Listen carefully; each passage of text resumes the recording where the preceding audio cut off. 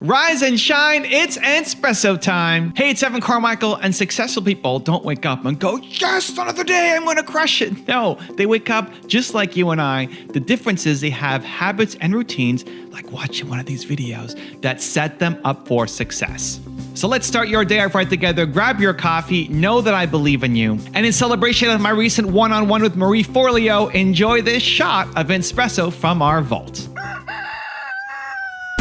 I wake up every morning.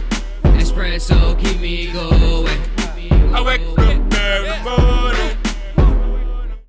Every single one of us who both dreams and creates things faces voices of dissent, both from people that we know, from people that we don't know, and very often the most deadly comes from within. And if we don't take a thoughtful, conscious approach to taking on our unrealistic dreams, they just ain't gonna happen. I want you to fend off negativity as much as humanly possible. You know, we know so much more about the brain than we did just 20 years ago. Neuroscience has taught us incredible things, like that our brains are continuously shaped by our thoughts and our experiences. And you know this to be true. I mean, negativity is one of the most toxic forces on the planet. It's toxic for your brain, for your nervous system, and for your ability to stay motivated. So do me this favor, okay? Do not solicit or listen to the opinions of people who are notorious for just being Debbie Downers.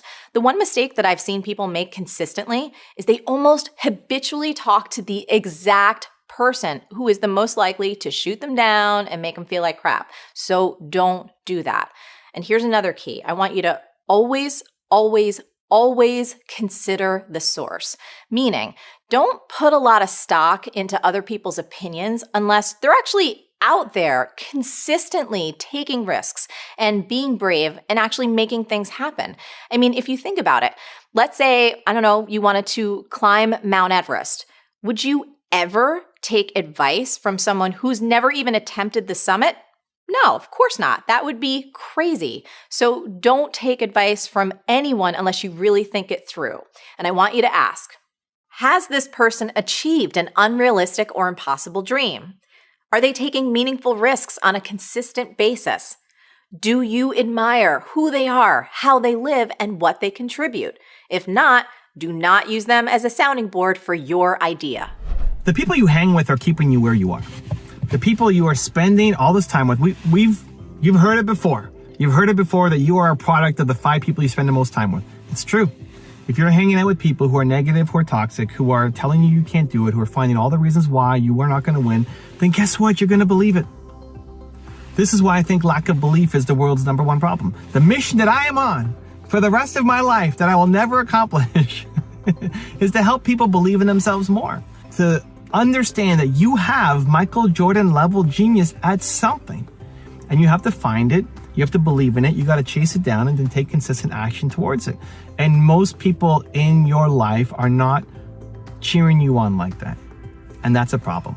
Your current environment has been designed specifically to keep you where you are. Maybe not to keep you down, but to keep you where you are. And if you want to change, you have to change your environment. You have to change your habits. You got to change your routines. You got to change the people you spend the most time with. I look at my Movement Makers program as an example. I was talking about it today to some people, and inside Movement Makers, one of the things I underestimated the most was the value of the community. So in Movement Makers, we go live twice a month for 85 minutes. I answer your questions to help you build your movement, to start making money from your ideas and serve and help and do it in an ethical way. And turn that heart, that golden heart you've got, into something that actually has an impact on people. And you can quit your job so that you can do this full time and then build a team and scale your mission even bigger. What I discounted at the beginning was the value of the community. What we do now is every time inside the group, we have a breakout session, and you are paired with 5 to 6 other people to talk about what you just learned from this session and your plan of action for the next week. So many people, and whether it's Movement Makers or something else, but so many people, you're stuck. You know, you're alone. You are the person who is the beacon of light for others. You are the person who's telling other people to do it, to be optimistic, to be positive. You are the cheerleader. Think about it. Think if this resonates for you. Are you the person in your life who, one, is the most ambitious person that you know? Are you the most ambitious person who you know, who you actually know, who you hang out with, who you spend time with? Are you the most ambitious person that you know? And then two, are you the most positive and optimistic person that you know? Are you the one injecting light into others? Are you the one telling people that they can do things, that believing in them? Is that you? And too often for most of the people who are watching this, for you, it's yes to 1 and 2. You're the most ambitious person that you know. You're also the one being the source of light for other people. You're the one encouraging them. And that's a fantastic gift to the people around you, to your friends, to your family. The challenge with it is nobody's doing that for you. Who's helping you? Who's pushing you? Who's telling you in a loving way that you could do more? And here's how to do it. Who's giving you the guidance that you need?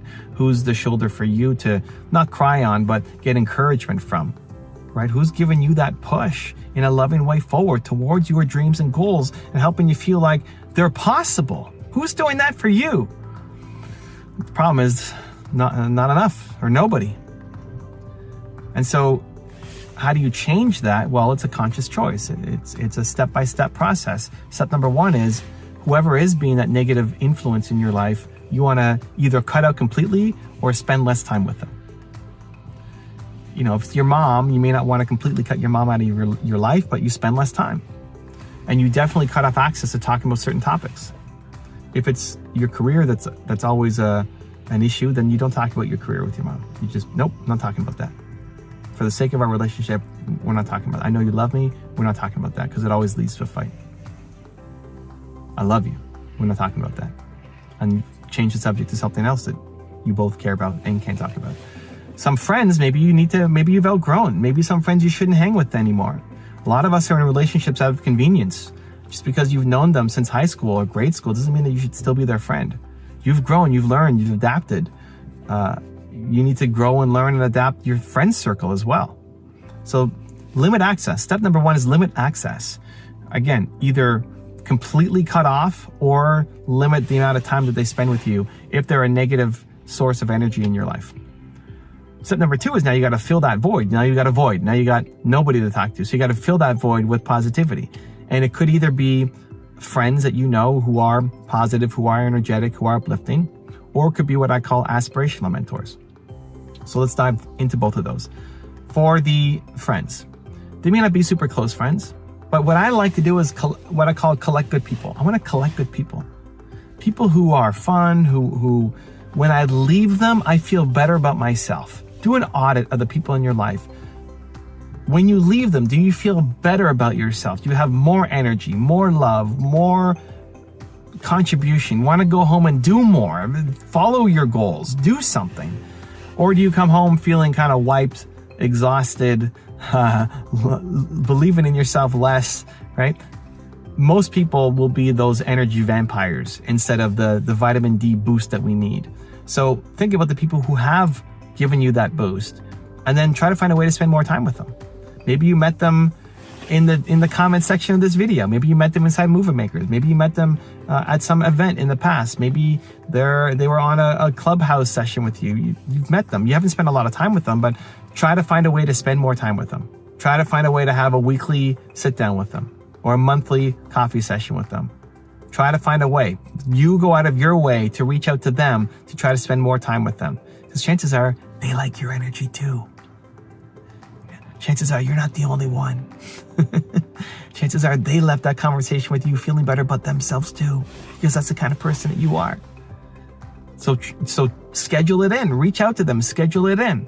And the more you spend time with people like that, the more you collect good people like that, the more you'll find that you have more boldness, more bravery, more positivity, more optimism, more courage to go off and do the things that you want to do. And then the second thing is aspirational mentors. And so the aspirational mentors are the people who you don't know, who you may never know, but who can still teach you. It's why I love making all the videos on my channels, because I learn from these people. Now, I've met Marie, but before I met Marie, I didn't know Marie, and I still learn from Marie, right? You can learn from Steve Jobs and Oprah Winfrey and all of your heroes. You can learn from them. You can study their story and learn from them and get better and apply those strategies to your company.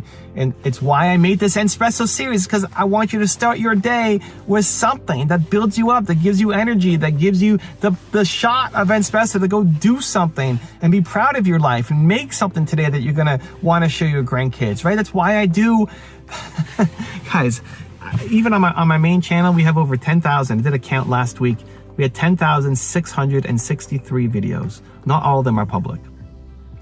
10,663 videos on the main channel. I don't know how many on this channel and the other channels. How many videos is it's crazy. Why? Because of the purpose. Because I feel like people need it daily. I need it myself daily. Every morning I jump on my trampoline and I watch one of my own videos, usually a top 10 series. Because I want to be around these people who've done a lot more than me, because they lift me up, they pull me up, they make me play a bigger game. Now, fortunately, I've had, the opportunity to meet a lot of these people through the work that I do, but at the beginning, it was just me, not knowing anybody, having no connections, and just learning from their videos, and they pulled me to a better place. You need to start shifting your environment. You are a product of the people you're hanging out with. They will keep you where you are until you start to change it. So step number 1, again, is you have to eliminate or severely cut off access to the people who are those energy vampires in your life.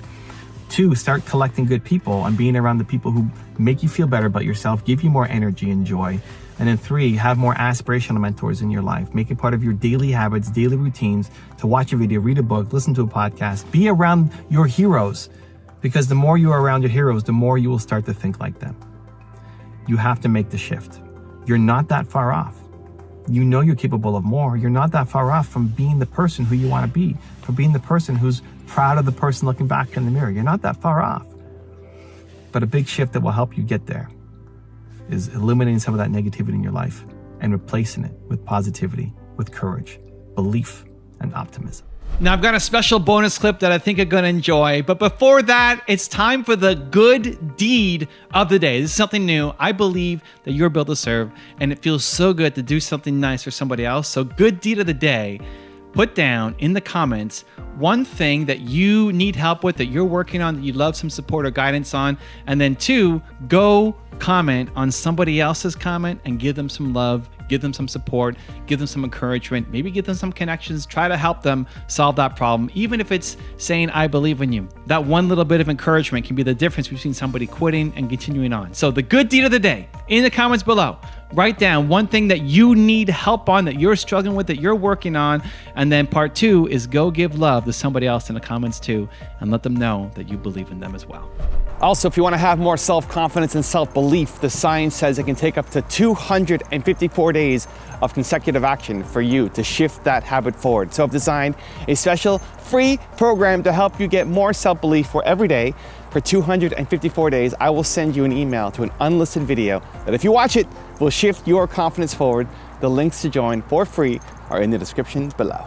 Being a really, really good listener is one of the most underrated secrets to success. I wanted to be really successful, but not just to get shoes. I knew I wanted to make money because I wanted to make a difference. When I was bartending, I was fully bartending. I wasn't talking to myself about, oh my God, I should be dancing right now, or I should be working on my coaching practice. I watch so many kids that I'm looking at, watching them progress, have a terrible game, throw 4 picks, delete it. Hit me up on DM. Gary Vee, I'm gonna detox off Insta. I know we've been talking, but off this game last week, I'm done. I'm coming back in October. And I always think about that. And we all have to figure out our relationship with technology. But here's how I take it from my purview. I think people get too high when they get cheered. I think the reason people struggle when people on them in comments is because they're taking other people's opinions way too serious. The best way to be able to help take care of and deal with people on you is not getting too high when they're giving you accolades. When I watch videos like that, when people right now I'm on that place where I get so much love, I don't hear them. I really don't.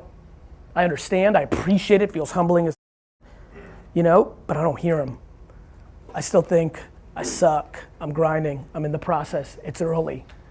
Which is why when people on me, and they do, a lot, because when you're out there like that, that's just how it is, I can't hear them either. And so one thing I would consider is actually using social media's negativity and judgment as an ability to actually absorb it, create a framework where you can actually accept both pros and cons at scale instead of running away from it. Every time I see somebody shutting down and deleting, I get nervous because I don't see it as a detox for 99% of the people I talk to.